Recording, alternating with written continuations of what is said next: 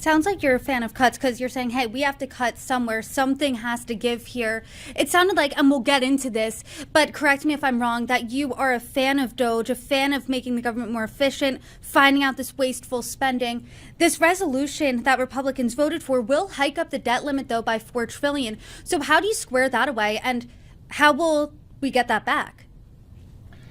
Well, first of all, the budget resolution is a minimum. I do believe that we're going to find more savings and we're going to get more revenue off of the tax cuts. I mean, a lot of this stuff will be scored by CBO. CBO traditionally they don't use dynamic scoring. They don't make the assumption that if you lower capital gains tax rates, for instance, that it brings in more revenue to the government because there's more economic activity in the economy booms. They've been wrong time after time again. They were wrong when they passed the Tax Cuts and Jobs Act. They underestimated the effects and the revenue that would be brought in under the tax cuts.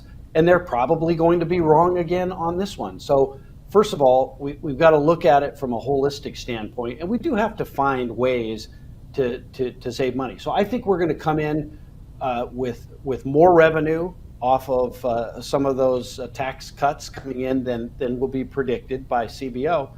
But also, the cuts that are being proposed are going to be the minimum cuts that CBO says.